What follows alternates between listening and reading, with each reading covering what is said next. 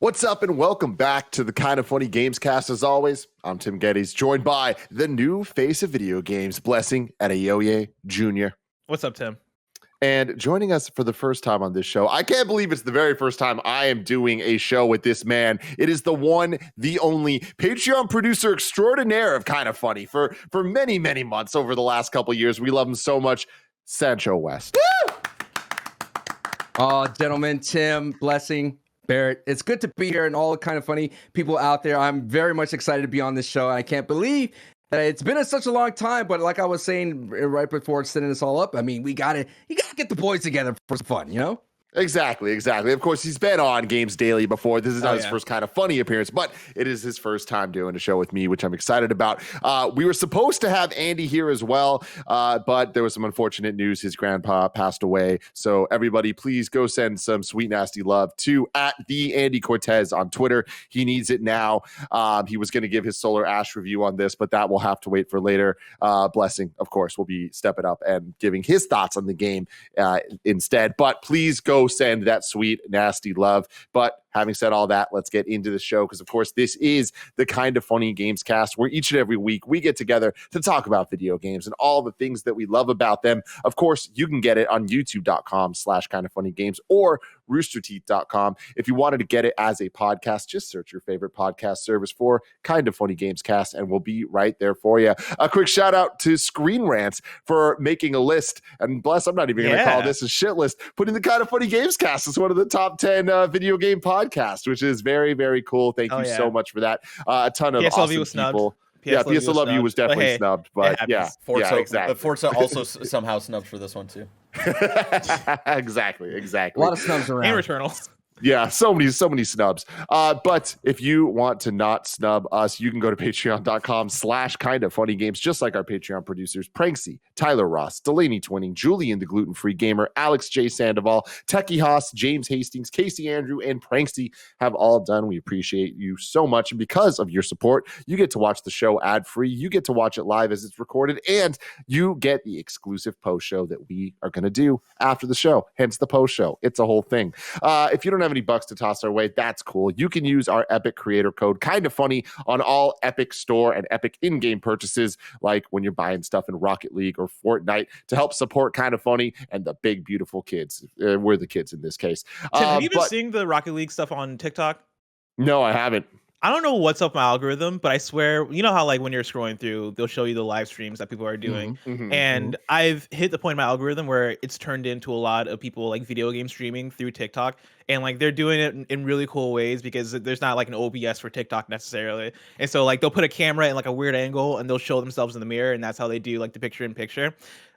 My algorithm is taking the next step into just showing me Rocket League lives, like people playing Rocket League and doing these really cool Rocket League modes that I don't know if they're like mods or whatever, but like it's really cool stuff. And I didn't know if this is just a me thing. It's got a lot of cool modes, plus. It's got a lot of cool modes. But like not just like the basketball stuff or like the mode where like the floor falls away. I was watching earlier today somebody play Rocket League and it was 2D Rocket League.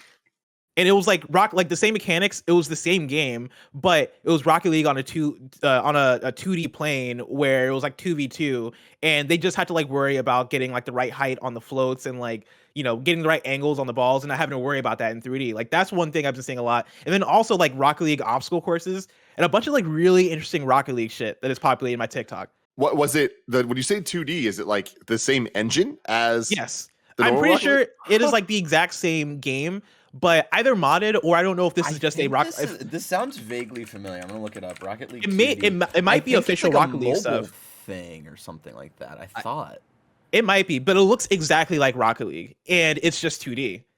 And it's very fascinating. That and like the obstacle course stuff is really fascinating.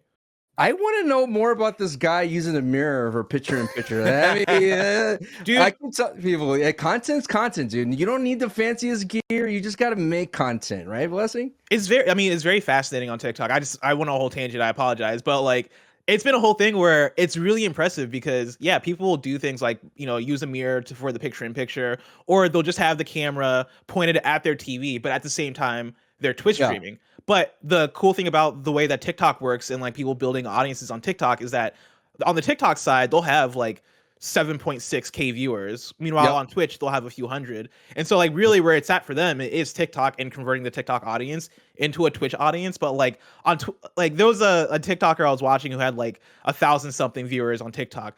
And they were talking to their Twitch audience, and they're like, "Man, I have 100 people on Twitch right now. This is so cool." And I'm like, "Yeah, but you have 1,000 people on TikTok. Like, do you not like what? Like, I don't know. Like, it's such a cool, interesting thing, and like, I'm into it. Like, I've been really into it lately. I found it. It's Rocket League Sideswipe, which is a Rocket League mobile game. It's a mobile game. Okay, that actually makes way more sense.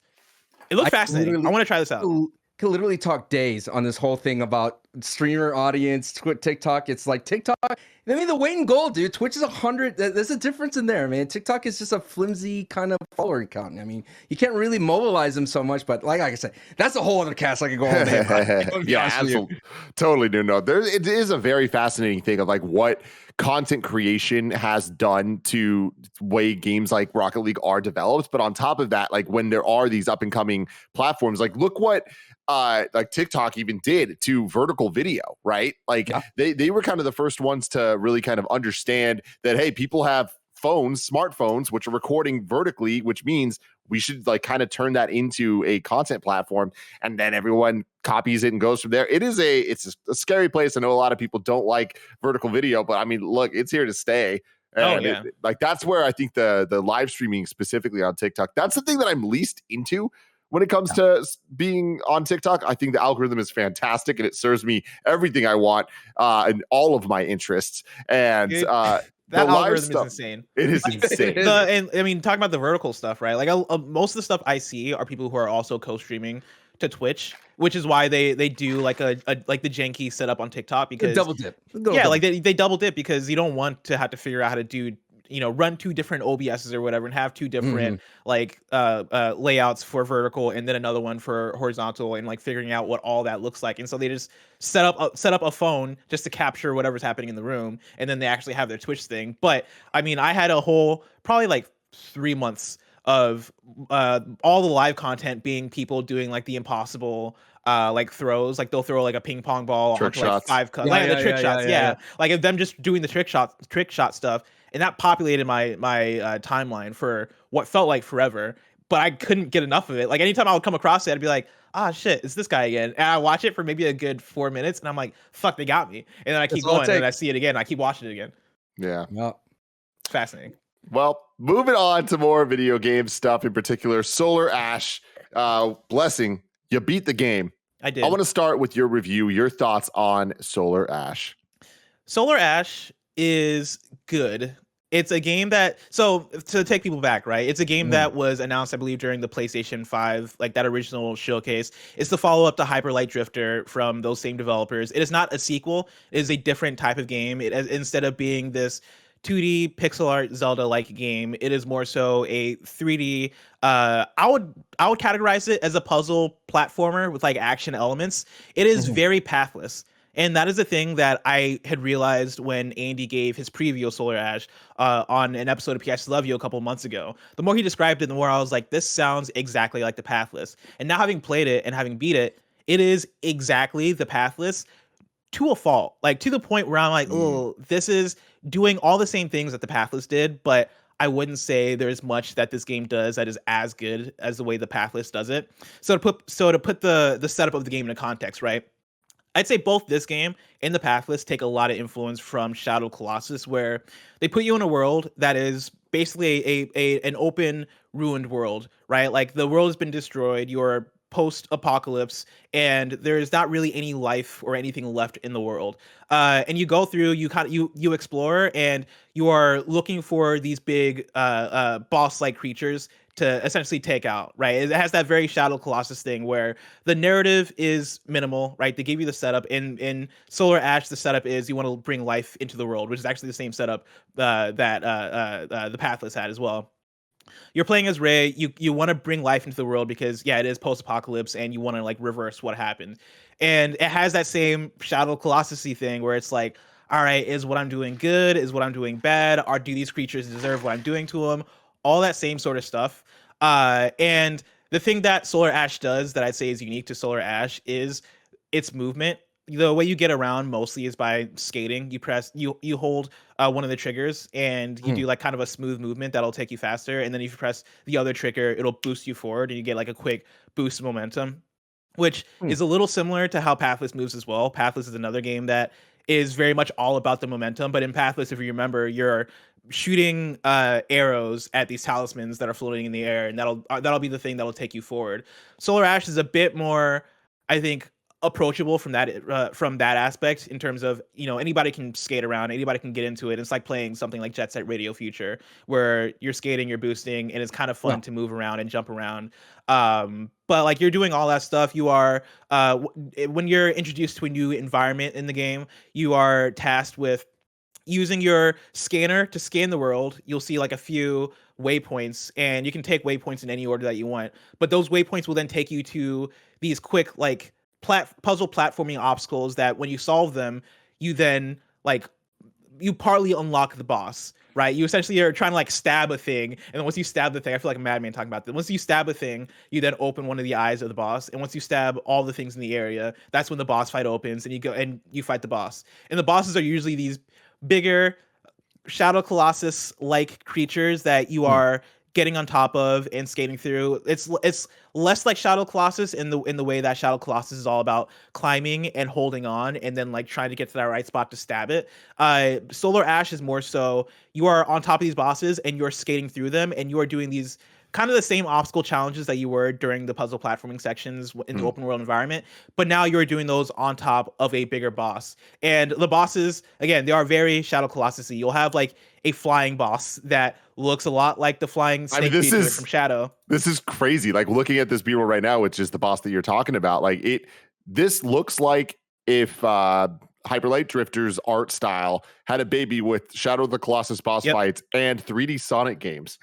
Which like there's a lot of 3D Sonic stuff there, whether it's the grinding or just like the kind of boost mechanics, even like the skating looks very Shadow-like. More so even than a Jet Set Radio, I think. Yeah, I think that is actually a really good pull for the Shadow the Hedgehog, because it does feel like that at certain points, right? It's not as fast necessarily. Like it when you're trying to get from point A to point B in the open world, sometimes it can feel like you're going a bit slow, but the momentum is there. That feels good, especially when you hit the boost and you hit a jump and you get like that momentum in the air. That actually does feel pretty good. But yeah, there are a few bosses in here where I was like, dude, that's straight up taken out of Shadow of the Colossus. Like you'll have a boss that looks exactly like I think it's like boss number 3 in Shadow of the Colossus that has like the big like staff thing that'll hit down and like that you have to break and then climb up. There's a boss that looks almost one for one for that.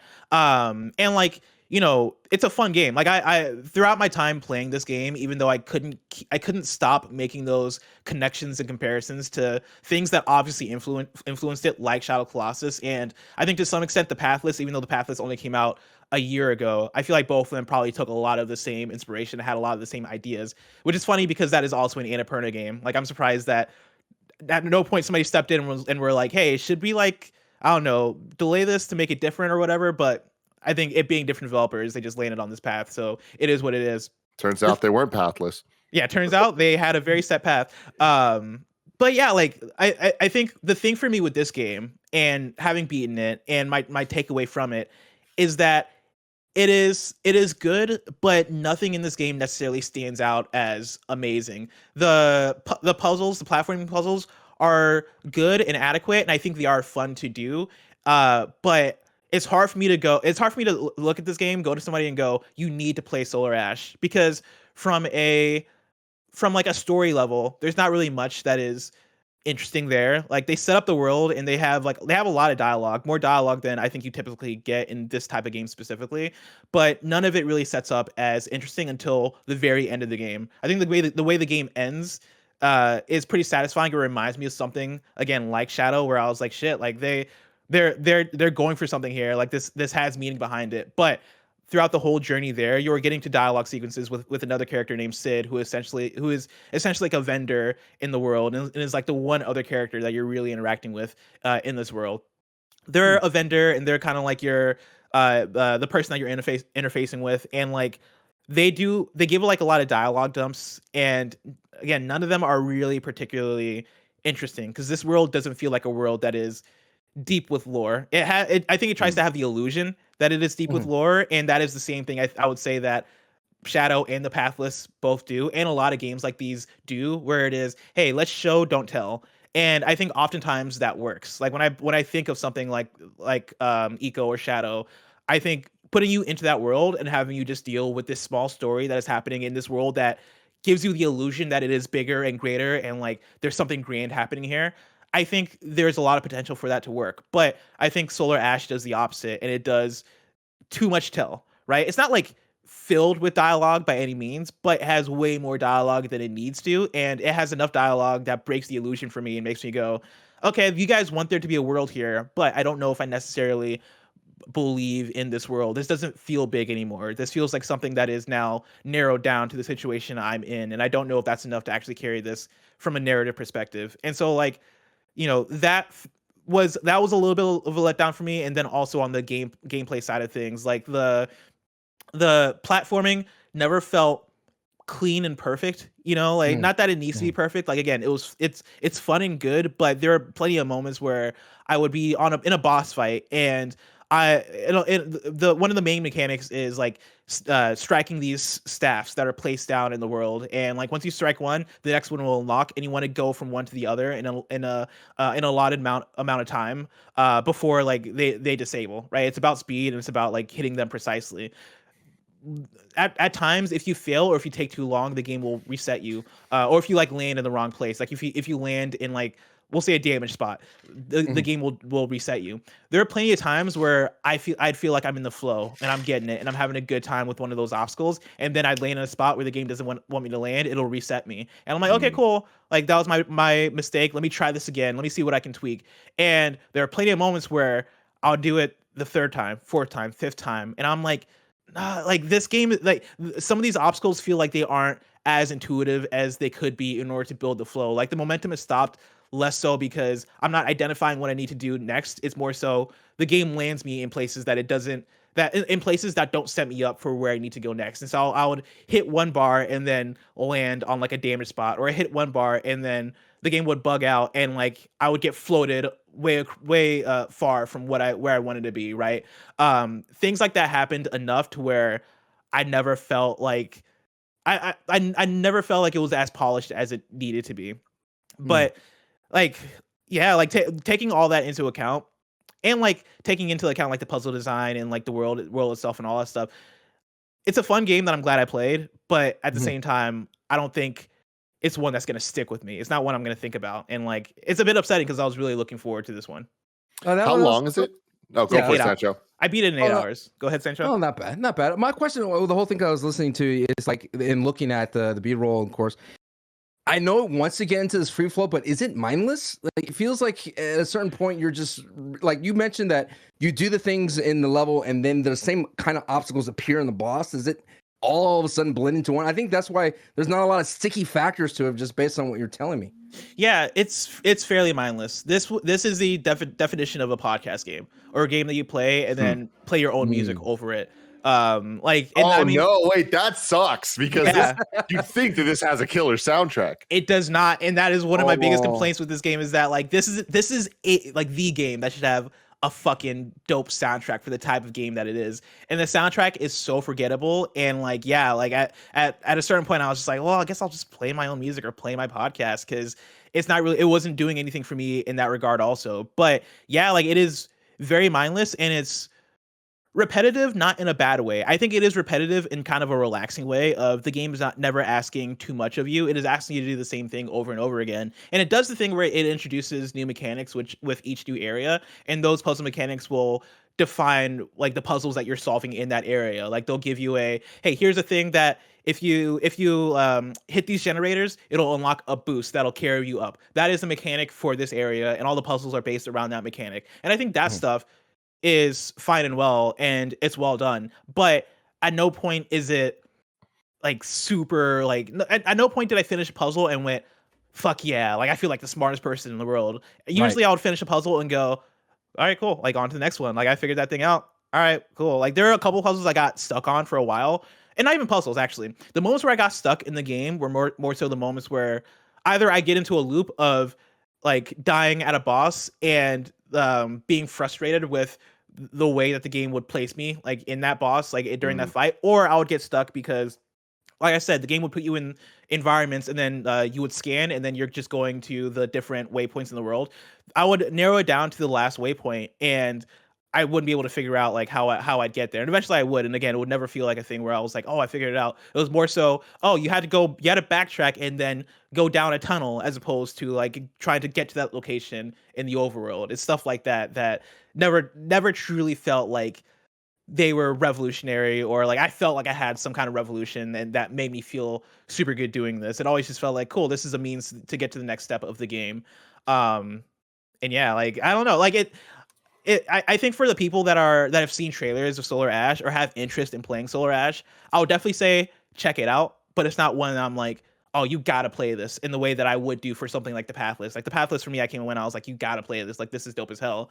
But Solar Ash for me doesn't do any one thing that is great. Like everything it does is like adequate to good, but nothing really pushes it over the top for me. So it looks like it's $40. And it's available on PS4, PS5, and Epic Games Store. Yeah, Bless. What do you feel about the $40 price tag? $40. I wouldn't pay $40 for Solar Ash. Like for me, it would be more of the probably $20 to $30 range in terms of like how I place value and what I'd feel comfortable paying for it, and like the time and the amount of content that's in there. It feels quicker. But and there's another thing I'll say too, is because you mentioned it's on PS4, PS5, and all that stuff. And this was revealed during that PlayStation 5 presentation.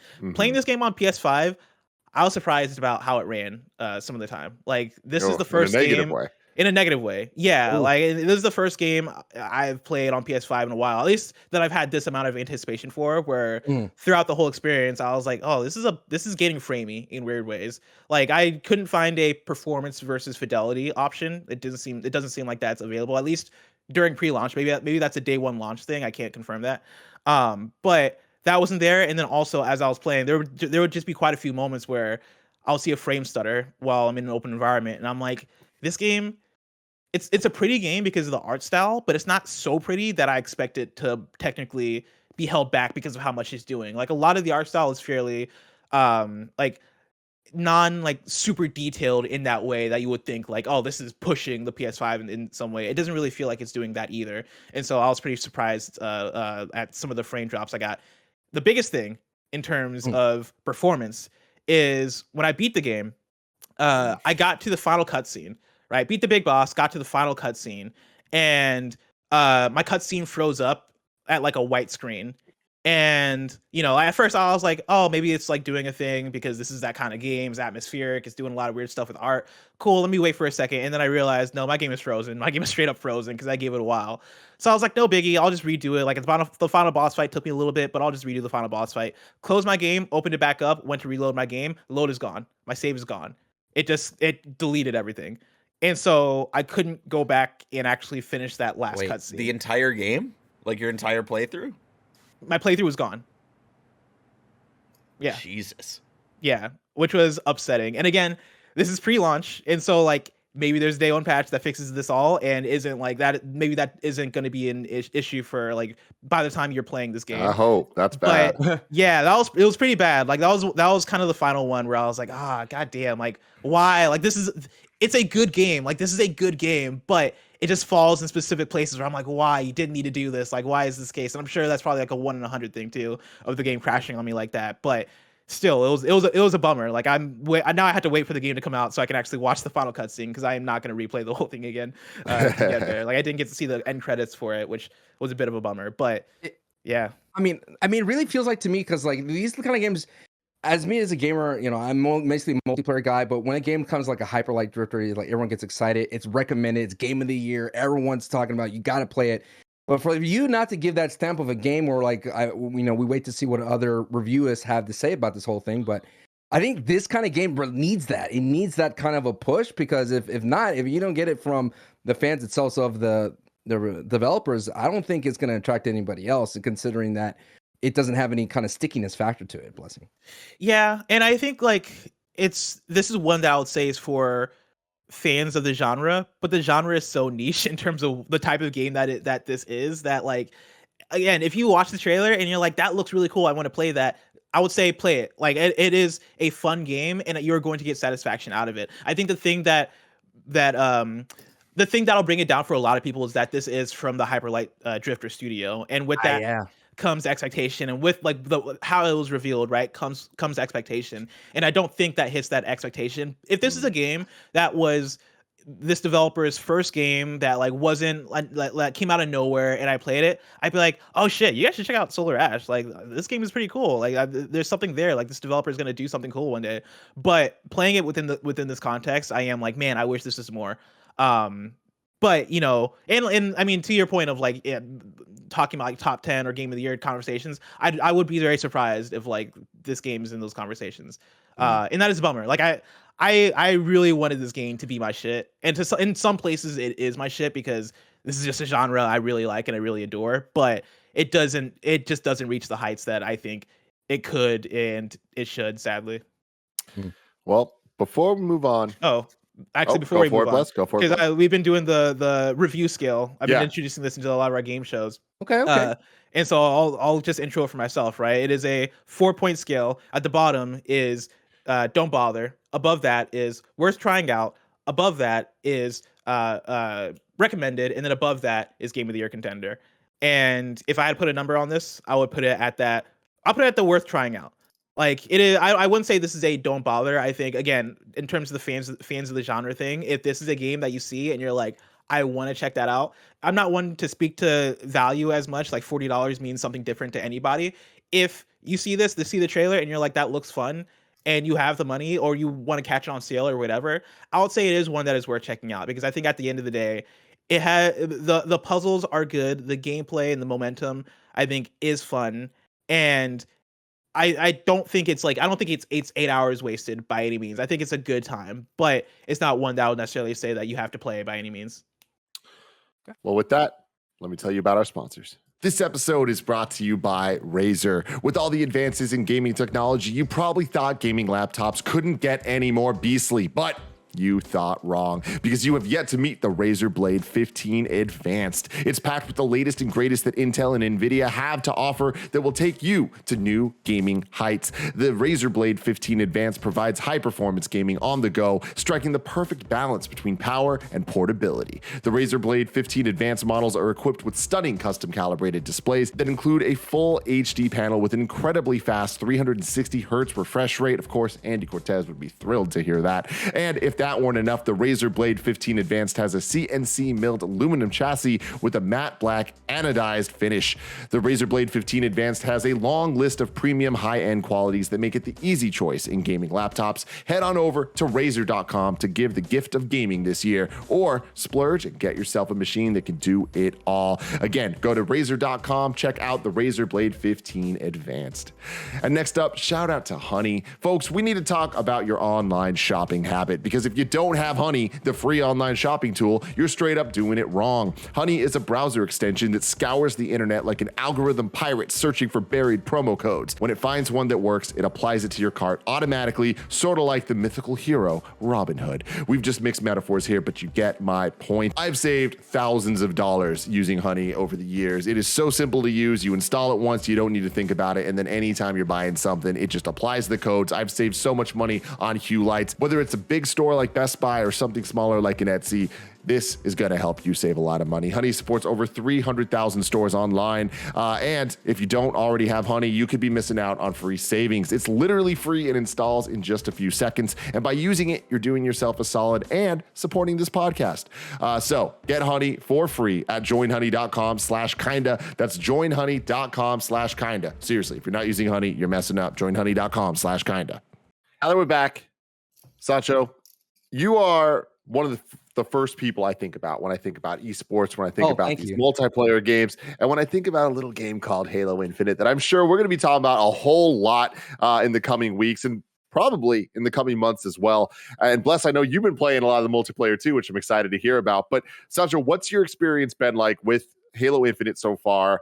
And as somebody that I think takes this stuff a little bit more seriously even than we do, with the exception of maybe like Andy, how are you feeling Halo's going to perform as an esport? Halo is back. Halo is back in all facets. Like, that is It is such a time machine because it's taken us all the way back to its glory days. But anyone who had a concern or a worry that Halo Infinite was not going to be the best, it is certainly the best thing right now. I'm blessing on your scale. It is Game of the Year contender. Totally. Just the multiplayer itself is that strong. And I've been saying this for the longest time. Microsoft is so smart in putting so much of this like power behind Halo and its franchise that I wish PlayStation would do the same thing. I've said this multiple times on all kind of funny podcasts that I appear on, that PlayStation needs a multiplayer to champion, and it does not have anything close to what Halo has to offer in Microsoft. And the best thing about Halo is that the Xbox Game Pass is by far the coolest thing that's ever existed in this generation of video games. As a father, when I could play on my PC, I could play on my laptop, and I could play on my console whenever it's convenient. We're talking about that in itself is awesome. And on the esport front, they just recently had the Halo Championship Series, which I know Mike was running some watch parties for, which, Mike, if you ever listen to this podcast, which I hope you do, you should do more of those because watch parties are the future when it comes to esports and tournaments. But Tim, I'm telling you, they had 40,000 the first week of open qualifiers. They had over 400 teams playing in the Halo Open Qualifier track, which means that anybody could play and compete against the big dogs, the actual pro teams.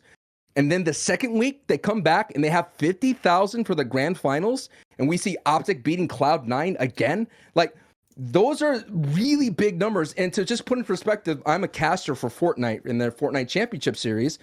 And the FNCS, we kind of blew up huge because of the World Cup. We had the hugest, biggest prize pools in gaming for one player winning over $1 million in Booga.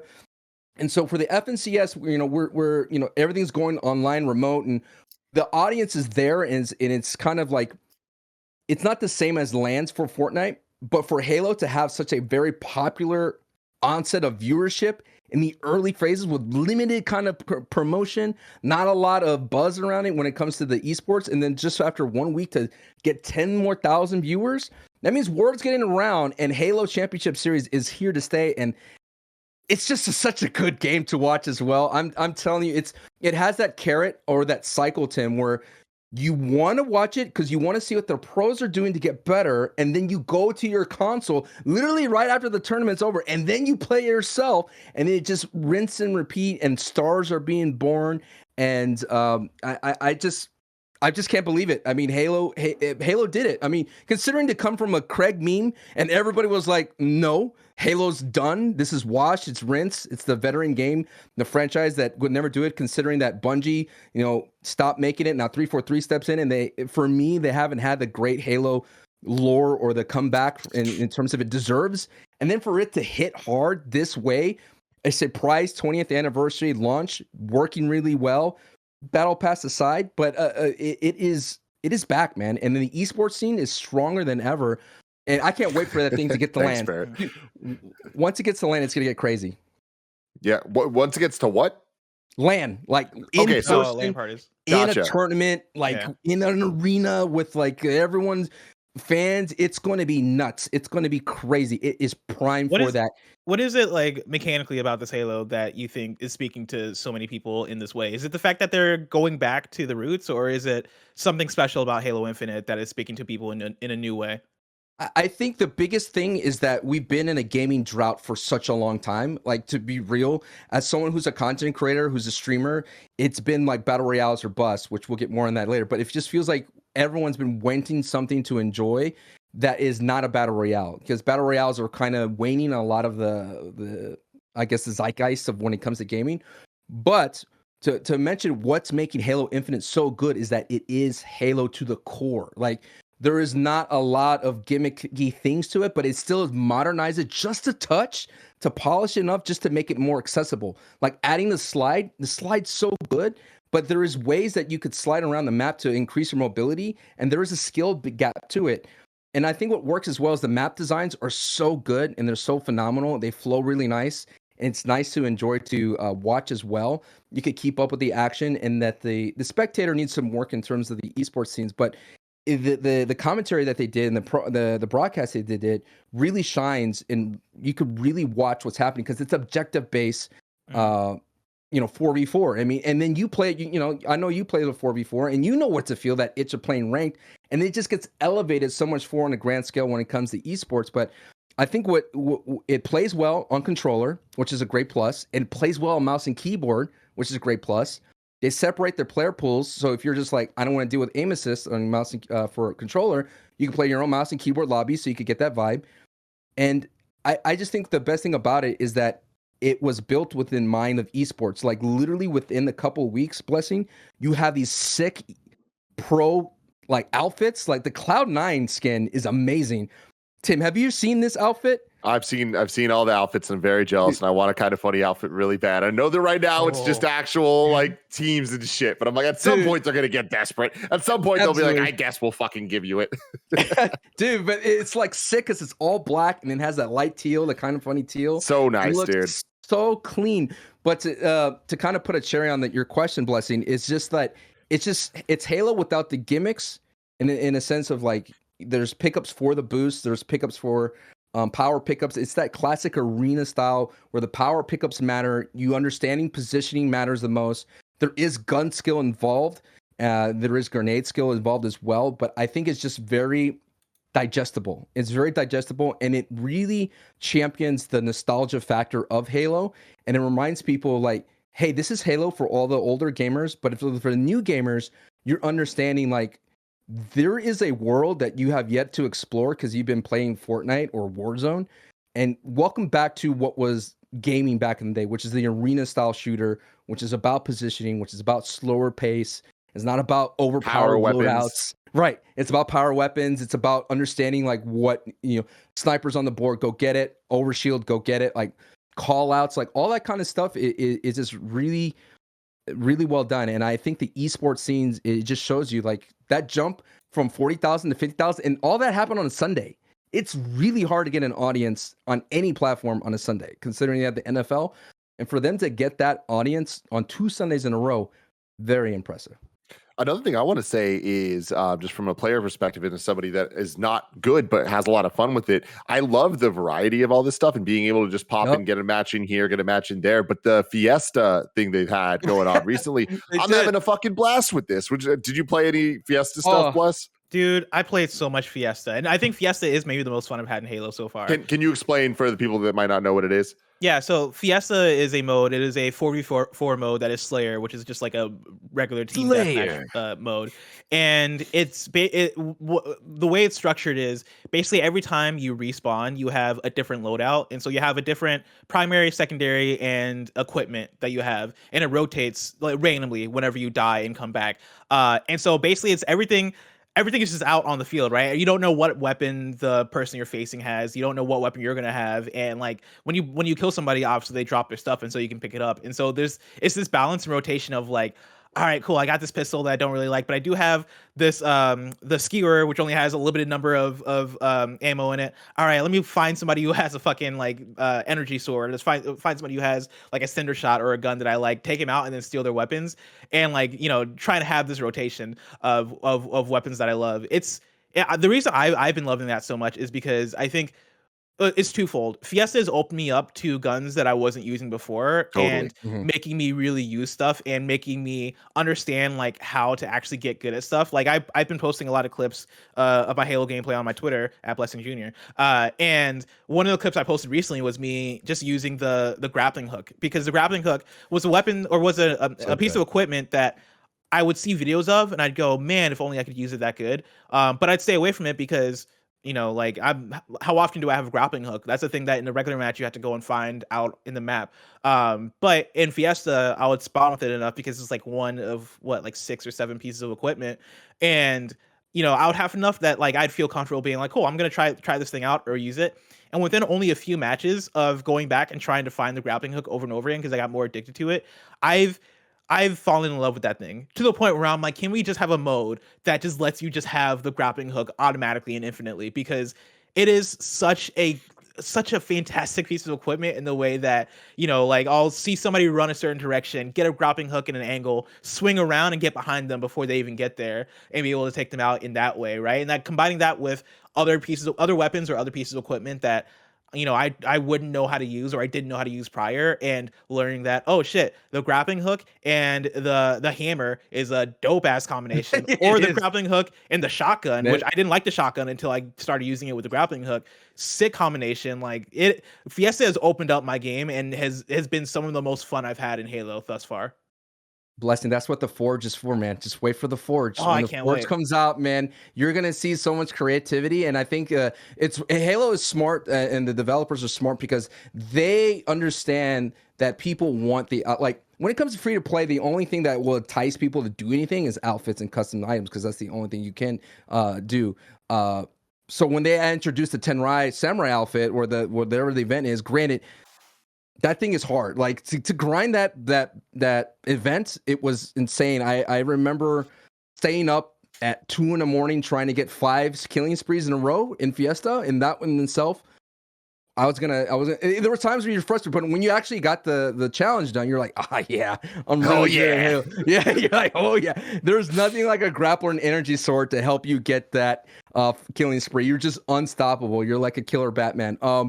But no, dude, I think what you're describing is what Halo works, and what video games nowadays actually work the most is that water cooler moment. You just breaking down your favorite play that happened before. You're telling your boys, you're telling your friends, you're tweeting it out. Like that virality, which is something that I always consider when it comes to video game, is something that Halo is going to champion, and there's different levels of it. There's a casual level, like for us, in a sense of like playing Fiesta, big team battle, TikTok, man. Halo TikTok just loves big team battle. You see nothing but these big team battles of capturing the flag, these chaotic plays.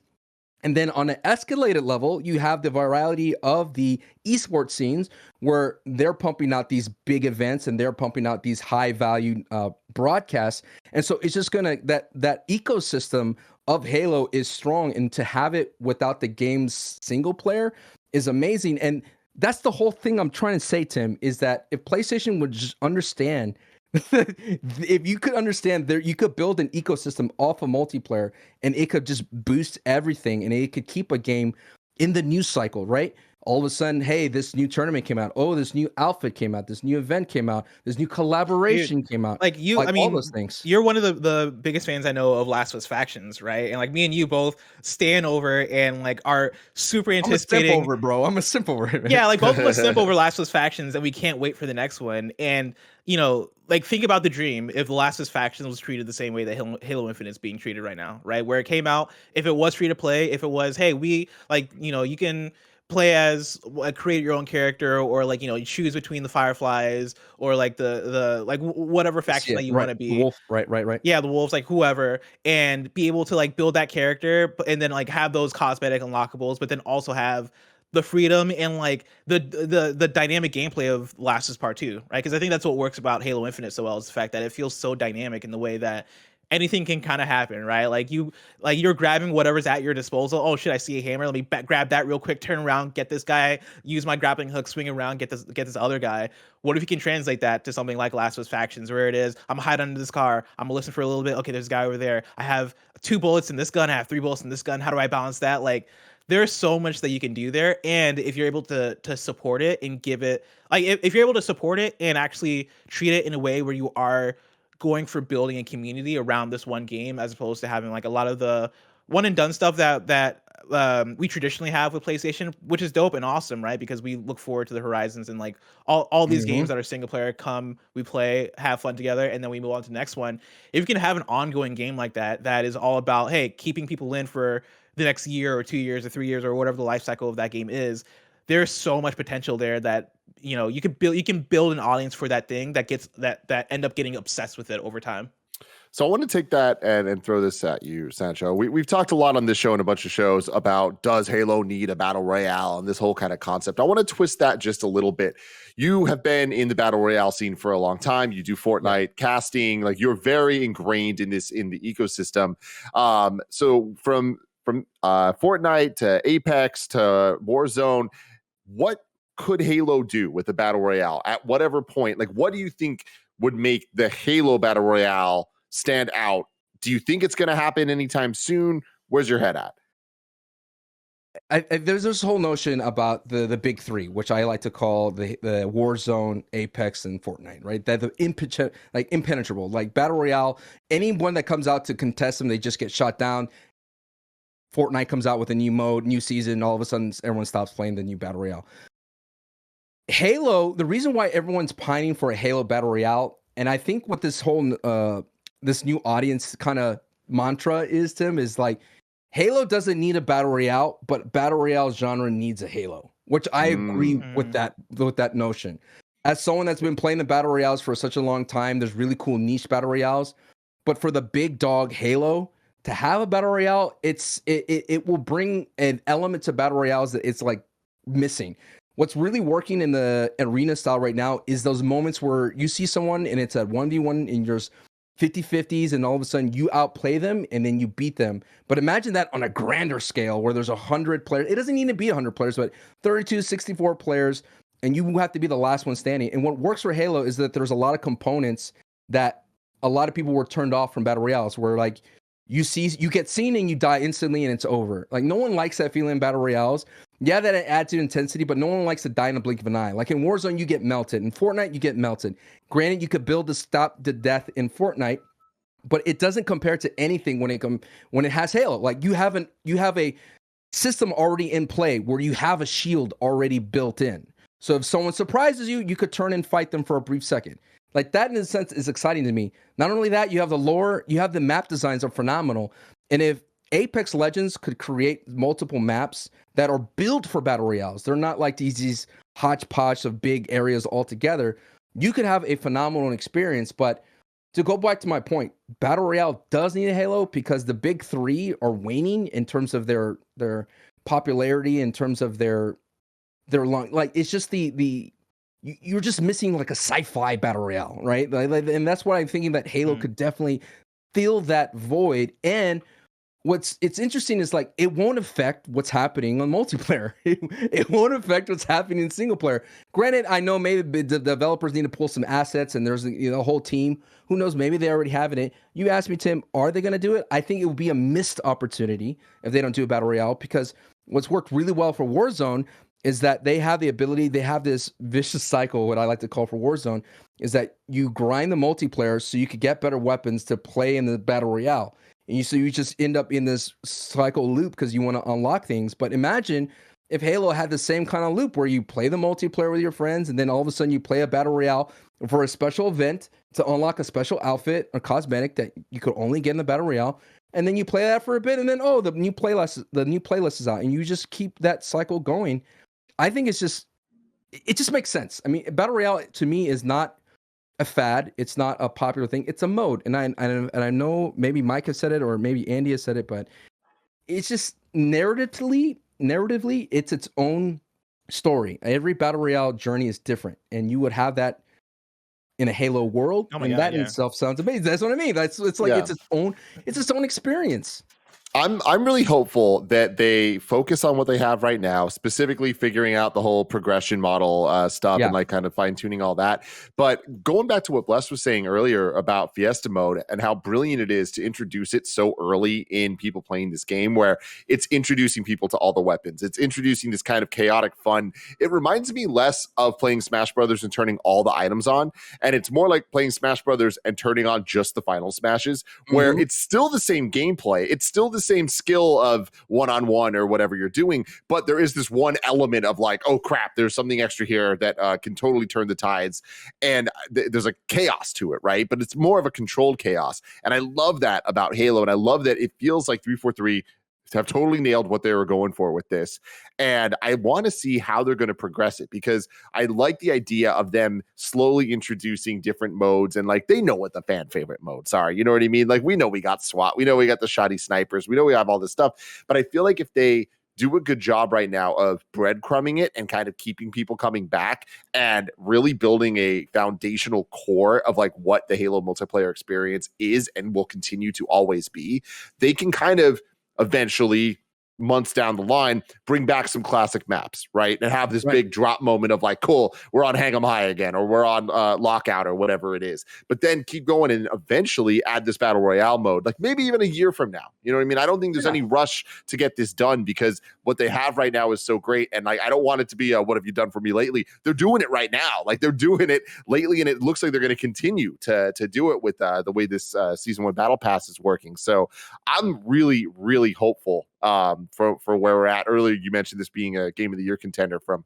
multiplayer alone, and I totally agree. And it really, I think, is telling that every single person I know that has played Infinite multiplayer is in that same kind of conversation. There's no one's like, it's fine. Right. Well, I mean, there's two things though I really want to harp on that I feel like there's just a couple of things missing. So when Halo Infinite, we're going to talk about the progression, but I feel like once the weekly challenges is over, I feel like there was really nothing else to do casually, right? With rank, I understand like right now, if people are interested, I hit diamond in the controller solo duo lobbies, and solo duos I'm in platinum in controller and crossplay. So I put a lot of hours in Bad Boy, right? And so if I'm not grinding rank and I want to play casually and I'm not progressing for each match for XP, which I know they're looking into, and I've already unlocked all my weekly challenges, what else is there to do, right? I want to still be in this Halo world. Sure, when the single player comes out, maybe I dip in a single player and check it out a mission or two. But keep me in your universe, like keep me locked in. We always talk about what click-through rates when it comes to content creation. Keep me clicking here. Let me stay in this world. And I think that's what Battle Royale will definitely add to that. Will kind of be a good supplement to that. And I agree with you, Tim. Like, why not have it at the next Game Awards, ladies and gentlemen? We have Battle Royale and have the whole, 100 Spartans coming in, and you're flying in, and you're on a dropship, like whatever. Yeah, Pelican, like whatever. Do all those kinds of things. Like, why not make it happen? Microsoft, but I still think like the story here is that they have a strong core and they could really build off the core, and they could just fix the core, like just a little bit of adjustments here and there. It's nothing too crazy, but I just feel like Halo, for a game that literally came out the last minute in terms of Game of the Year, to be a contender for me is just a statement in itself. Yeah, I think Halo, if I had to predict, I would predict that Halo is going to get a Battle Royale at some point in the next couple of years, because it being built as more of a platform this time around that people can jump into, it being free to play, and it trying to go for that longevity factor over the premium drop of a game. I think that gives it more of an open space to be like, cool, what do we want to put in this thing, right? Like, how do we drop content updates? Like, what else can we do with Halo? And I think you're absolutely right in terms of Battle Royale needing a Halo, because that's been the arc for me that I think I've talked about on a previous Gamescast of I've played so much Apex, right? I was super into Fortnite in like 2018. I played PUBG a little bit before that. Apex came out, and Apex was my obsession when it came to Battle Royale, and that was my favorite shooter I played in years. But even Apex I've waned on quite a bit, especially since they've dropped arenas. And I think them adding arenas into Apex was the thing that made me realize that, oh shoot, now I'm in the mood for an arenas type mode. Like, I want to go back to something that is more 3v3 based, or like team versus team, as opposed to being a big battle royale. But having those options bundled together, I think gives good choice in terms of hopping into Apex for people that are Apex devotees to go in and go, what am I in the mood for today? What am I feeling today? And have that choice of friends of, oh yeah, let's go to Battle Royale, fuck around, or like, let's try hard in arenas. I think Halo would benefit from that, and Halo also is kind of is needed in the space, because I think there is that, I think, general feeling of, I don't think there's a looming game that is going to break into that top 3 of Battle Royale, right? Because right now it is Fortnite, it is Warzone, and it is Apex. And for any of the games that we've seen either announced or games that have tried, they've faded away pretty quickly. Like, the previous one I can think of is Hyperscape, which, I don't even think was hot for a week. I think that came out and people immediately were like, nah, we're going back. It was a good game though, man. Like, I really grinded that game too. It was a good game, man. Yeah, but like I think Halo could be what Hyperscape was trying to be, in like a 10 times more type of way, where Hyperscape was about focusing in on the arena style gameplay. It was you picking up the weapons that were available. It was you going fast paced. It was you picking up the equipment and the abilities. And Halo kind of has all that stuff, right? Halo has the over the top weapons, the sci-fi weapons. Halo has the equipment. Like, imagine dropping down and finding finding a grappling hook is like your first thing, going, oh, let's fucking go. I got my favorite thing. Like there is so much there that they can do, and I think they can do in a way that would actually stand up against all the big battle royales. And at the same time, it's like it has that notion where the thing about the battle royale genre, Blessing, is that there's every time a AAA studio does something, it moves it just a little bit. I keep saying this in everything that I do, is like there's a baby steps in the genre. So for Hyperscape, I think the notion of them having the souls or whatever, the ghost person, and you just run up to another down body was phenomenal. I thought that in itself made the gameplay fast paced, and it made everybody coming back again to keep playing. The thing about Hyperscape is that I was quite surprised. The reason why it went away so fast is that Ubisoft, when it's behind something, it does not let things die so quickly. Rainbow Six was dead on the doorstep a long time ago, but then it resurrected itself, and Ubisoft got behind that monster. But I think you're right about, definitely about battle royales, and I think the thing about it is if Microsoft or 343 wants to do a battle royale, they have to commit. They cannot do what DICE does when it comes to Battlefield. No, I love Battlefield's Hazard Zone. It's really good. I think it adds another baby step to that battle royale genre, and it's different. But you cannot be like, this is not a battle royale. It's our own Hazard Zone. It's one life to live, but just commit to it and really make it something special. If you want to do objective based battle royale, that's cool, but call it a battle royale. Like don't be afraid of that term. And that's the same thing, just to circle it all back to Last of Us and Naughty Dog. Listen, I know people don't want Naughty Dog Battle Royale. I've seen the comments everywhere. Like, no, we don't want Battle Royale. We don't want Naughty. But I keep telling people forever until I'm blue in the face, until I see it on the Game Awards this week. Who knows? Who knows? Naughty Dog's immersiveness could add another immersion to battle royale that's never been done before. Never been done before. Blessing. I'm 100% with you. I've thought about this for years in terms of like what the title, like playing factions and looking at how good that game is at the survival aspect, at the looting, at the crafting, at the listen mode, at like all the stuff that Last of Us does well. The way that will translate into a dope ass battle royale game, I'm all about it. I think they'd be dope. And do you not forget that Last of Us factions had a last man standing?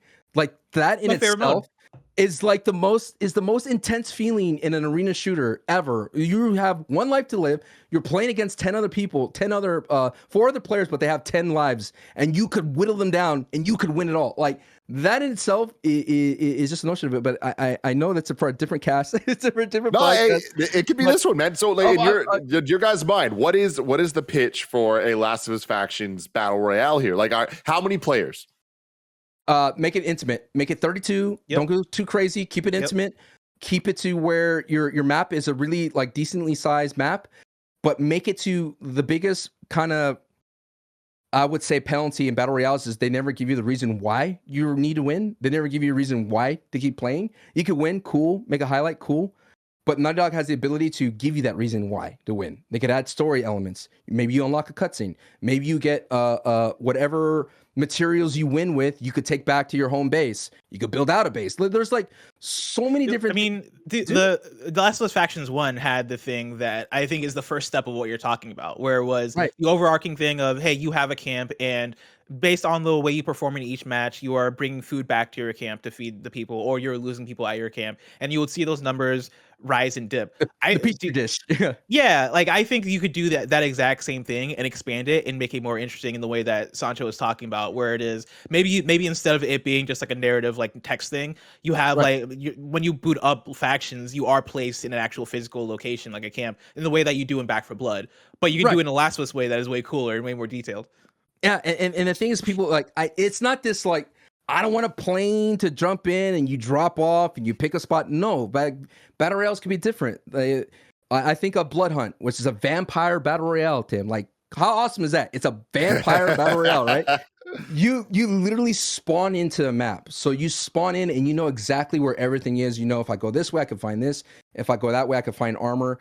And the way they themed that battle royale around vampires, to get your health back, you suck the blood of your enemies and other people. Like in that in itself is just smart and it's clever, and it doesn't feel generic. And that's what I'm talking about. Naughty Dog's never generic. When Naughty Dog does something, when they have a studio behind it, when Neil Druckmann's like, hey, we have a multiplayer, words that I never thought Neil Druckmann would say, but he's like, we have a multiplayer and we're working on it. So who knows what they have and what they've been working on.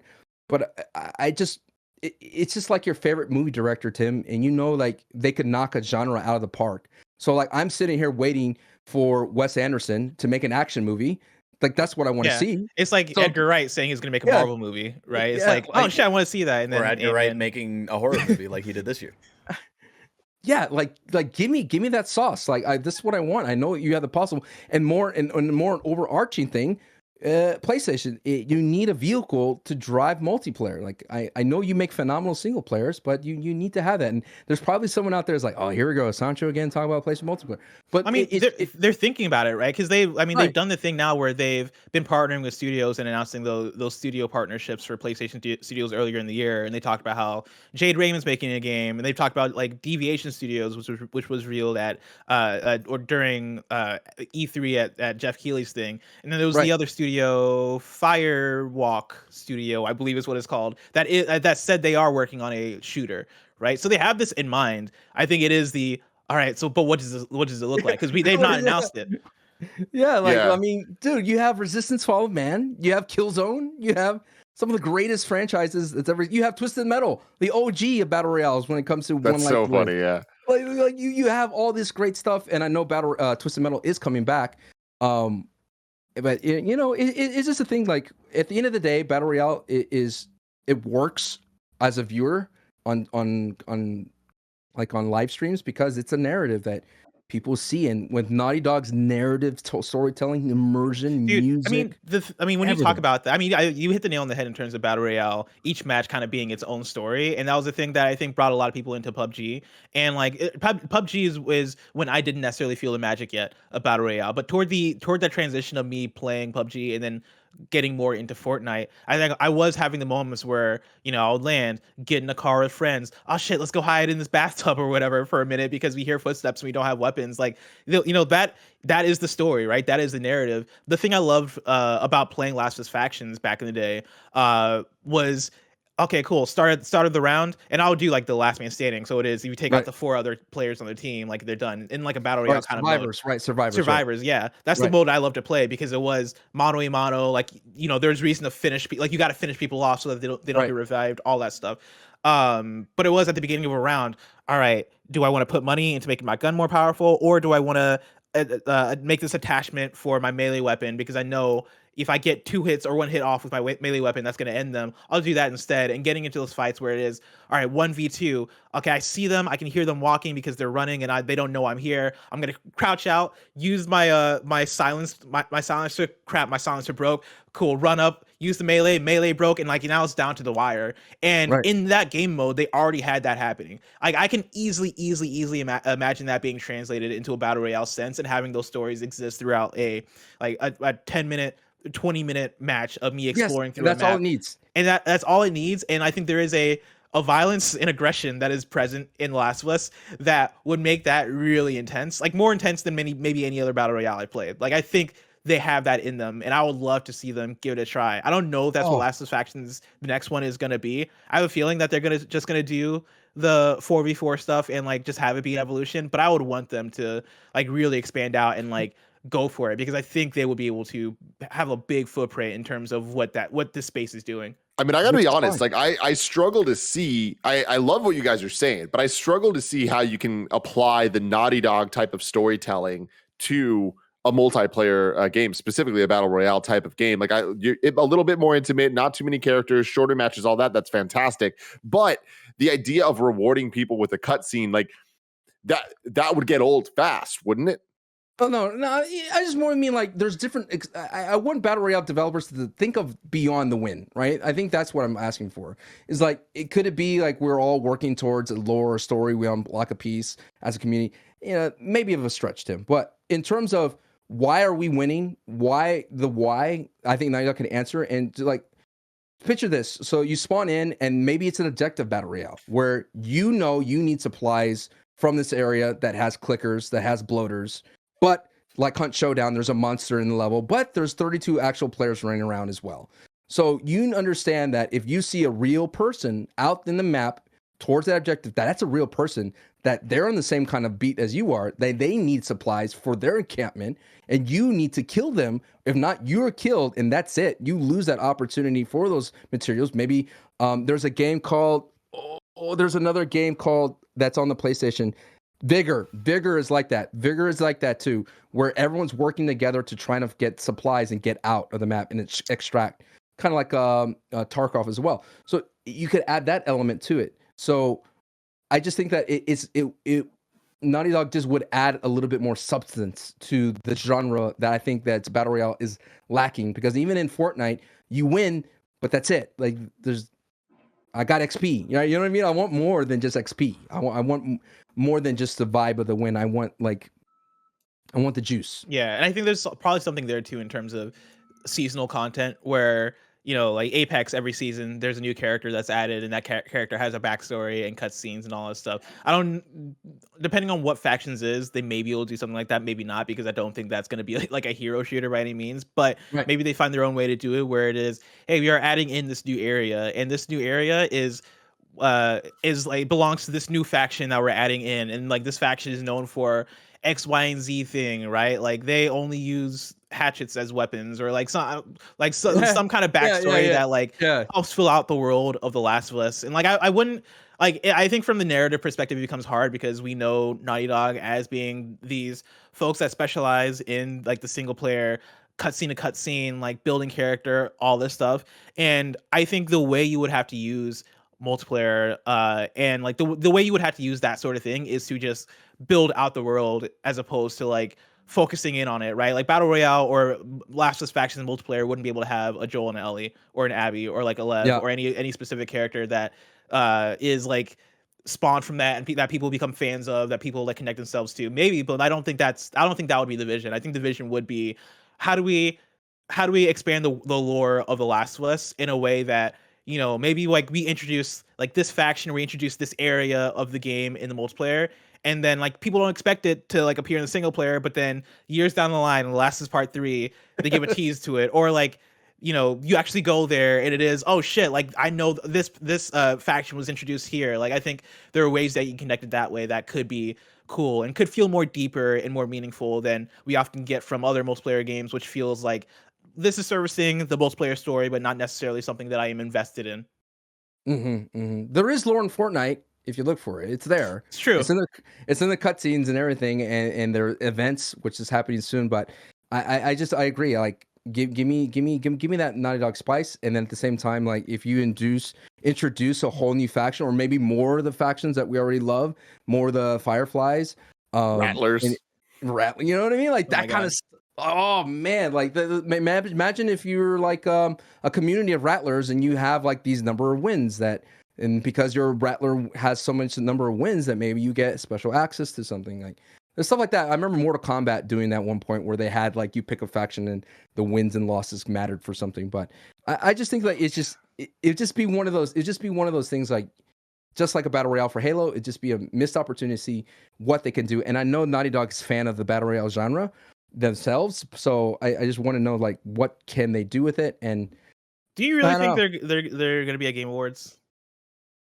Dude, I think they will be, because I'm bad luck when it comes Sancho, to you say this every single show, and I love you for it. You're like, we're gonna see factions here. But to be fair, at some point we gotta see factions. Yes, we have to see factions, but like for me, I'm working that day something else, so I know because I'm working that day they will do something, and I'll be like, well, there goes my reaction to it. But no, it's like, I really feel like they have to be here. Like when else, Blessing, when, bro? Like when else? I mean, like, Greg Miller said on the game podcast, is ready, like a year and a half ago, that like, oh, it's probably gonna get canceled. And like when he said that, I was like, now you said it's gonna be true, because it happens every single time. You say Persona 5 is gonna get delayed, and it gets delayed. It happens every single time. I just hope that it exists. Like that's where I'm at right now. And like I think we've had recent like job postings from Naughty Dog in terms of that is like them still hiring for multiplayer stuff. And so like at this point, I believe it still exists, and like I hope for it. But like, I mean, it's been what, a year and a half since Last of Us Part 2. How long do you want to work on Last of Us Factions before you get into your whatever your next project is at Naughty Dog?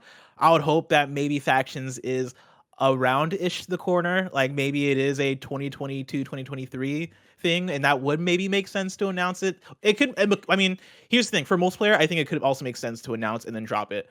Like have it be a like a same day kind of thing. But I just want to see it. And so I hope they announce it earlier, just so I can like get hyped over it. The Last of Us 1 was announced at the Game Awards, and that was a very different Game Awards with a very different sized audience and you know, type of understanding of even what that show is.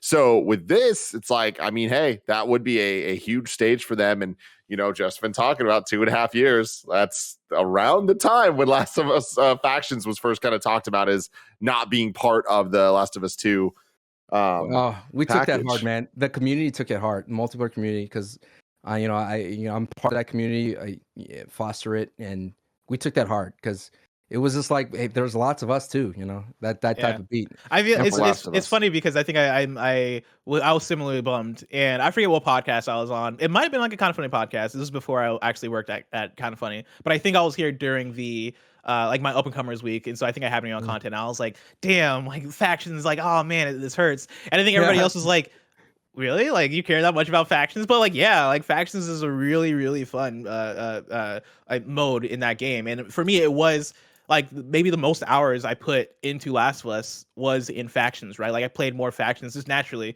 more than the single player. Like that is half of my experience of The Last of Us. And it was so good that like it goes hand in hand with why I love The Last of Us so much. Because the multiplayer was so good. I hate to say this, but I'll say it. I've only played The Last of Us once, the story once. Played hours and hours and hours in the multiplayer. Only played Last of Us Part 2 once.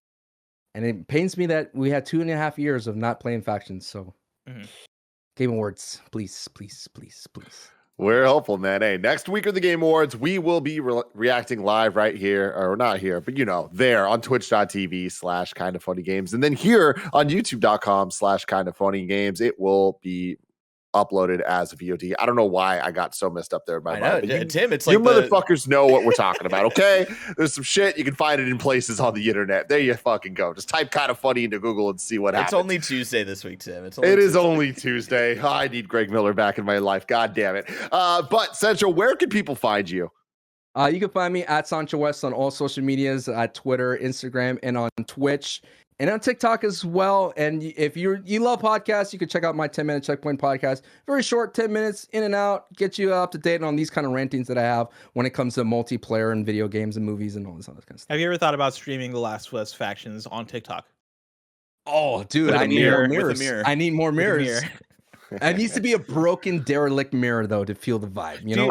That's a good call. Yeah, and then a window in the background, just randomly blowing in the lean. Yeah, that's what I need. That's good. That's damn good. Everyone, go follow him, SanchoWest. What an amazing human being. Love to have him. Love finally doing a show with you, man. This has been a blast. We're about to do the post show. So patreon.com/KindaFunnyGames. Members, you know what to do. Just stay here. And everyone else, you know what to do. Go to patreon.com/KindaFunnyGames and sign up. But until next time, I love you all. Goodbye.